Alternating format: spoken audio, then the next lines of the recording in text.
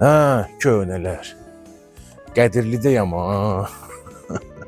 Köhnə Qədirli. Baxın. Bura Şah Hüseyn məscididir.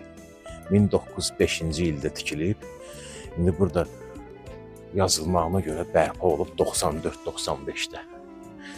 Yəni ki, buralar hələ də qalıb. Baxın, görün. Bəlkə kimlərsə buraları sonuncu dəfə də görür.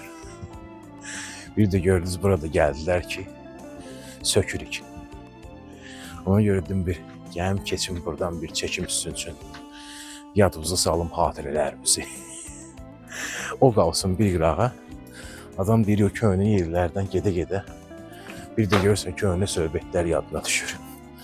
Deyirəm, yadıma düşdü ki, o vaxtlar bir yerdə rəhmətliklər yığışanda, rəhmətli nənəm, rəhmətli nənəmin bacıları, xala qızları o ki bir araya gəlirdilər. Bir də gördün ki, hardasa indi qabaqlarına çıxdı kimsə, saçlarını neyi var bu belə töküb, bax belə belindən aşağıya.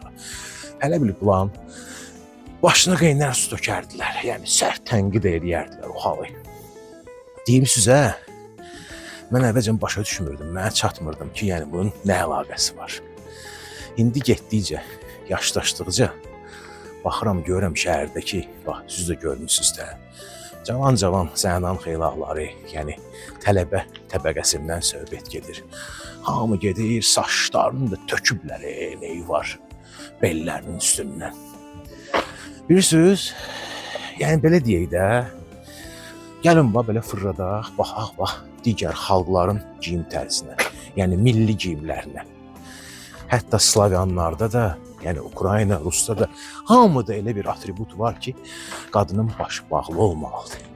Çünki bu mənəvi pozğunluq var, deyir, moralная распущенность. O elə birbaşa insanın başından başlayır. O birinci, baş açılır, saçlar tökülür.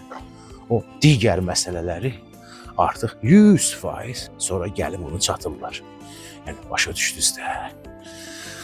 Təəssüf ki, indiki, yəni yaşlılar, ağbirçəklər öz evladlarına belə bir məsələləri danışmaq istəmirlər.